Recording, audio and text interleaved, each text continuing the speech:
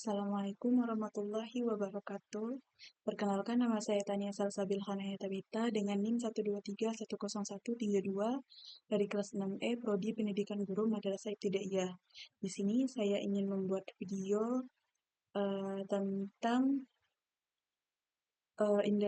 independent sample test.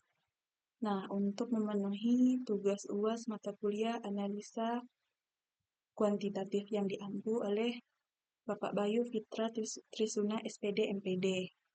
Nah, di sini saya akan menguji tentang uji independen. Nah, uji independen sampel test dilakukan untuk mengetahui ada tidaknya perbedaan yang signifikan antara hasil belajar kelas eksperimen dan hasil belajar kelas kontrol. Nah, kapan digunakan? Nah, digunakan jika punya dua kelompok berbeda, yaitu maksudnya itu bukan pengukuran sebelum atau sesudah pada orang yang sama, dan data itu berupa angka. Terus normalitasnya, nah data di tiap kelompok idealnya itu berdistribusi normal untuk sampel kecil yang di bawah di bawah 30. Ini penting untuk diperiksa. Nah, homogenitas varian atau variansi sebaran. Nah, nilai pada kedua kelompok sebaiknya sama. Ini diuji dengan Leibniz test. Terus bagaimana keputusan diambil?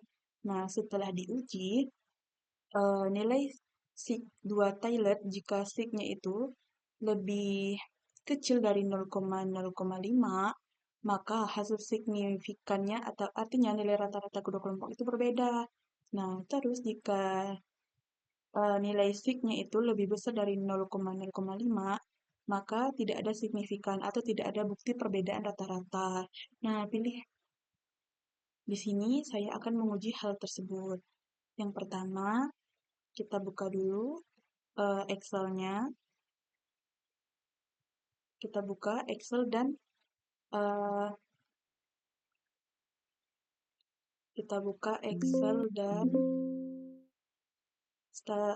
SPSS-nya. Nah, di sini saya menggunakan SPSS varian 6. Kita tunggu lagi loading.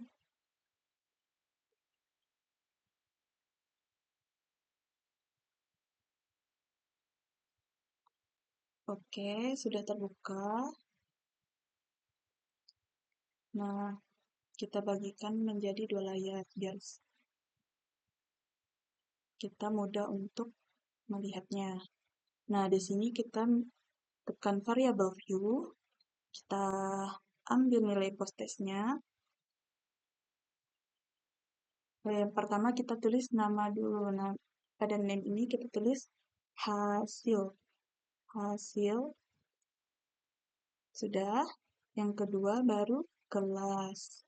Kita ketik kelas. Nah, untuk desimal kita ubahkan menjadi 0. Dan ini juga. Nah, pada label ini kita tulis hasil belajar siswa. Yang kedua, kita tulis kelas. Jadi tetap sama. Nah, pada values, pada kolom keduanya, kita klik ini, ada titik 3 ini, kita klik. Nah, values-nya kita tulis 1. Nah, labelnya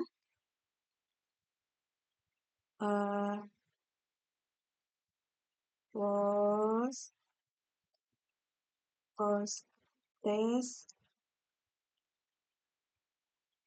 eksperimen. Nah, kita add yang values selanjutnya yang kedua.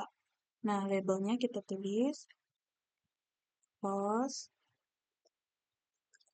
test control. Konvensional. Nah, sudah kita add, terus kita tekan OK. Nah, selanjutnya sudah seperti ini. Hasilnya sudah seperti ini. Kita tekan data view. Nah, di sini sudah ada pada kolom ini ada tulis hasil dan kelas. Nah, selanjutnya kita buka Excel. kita ambil nilai post-testnya pada kelas eksperimen. Sekarang kita copy, sudah. Selanjutnya kita copy dan kita paste, tekan paste. Nah, seperti ini. Begitu juga yang untuk kontrol atau konvensional, kita salin juga nilainya. Nah, sudah. Selanjutnya kita paste. Nah, selanjutnya kode kelompoknya agar mudah membedakannya. Kita salin juga. Yang pertama angka 1, kita salin. Angka satunya, tekan copy. Nah, kita paste. Oke, sudah kan? Selanjutnya untuk yang kode kelompok yang kedua. Nah, ini juga kita salin juga. Sudah. Terus kita copy. Kita masukkan di SPSS-nya, tekan paste. Sudah.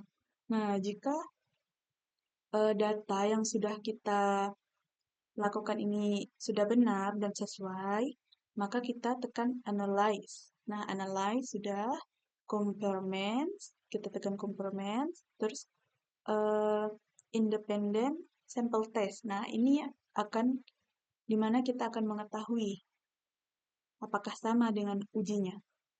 Nah, ini hasil belajar siswa, kita masukkan ke test variables, kan, tekan ini, kita masukkan ke sini. Seperti ini.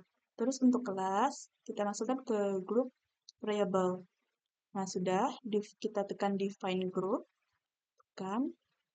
Untuk grup 1, kita tekan 1, 2, kita tekan 2, terus kita tekan continue. Nah, sudah selesai. Selanjutnya kita akan menekan OK. Nah, inilah hasil independent sample test. Nah, kita sesuaikan dengan di sini. Nah,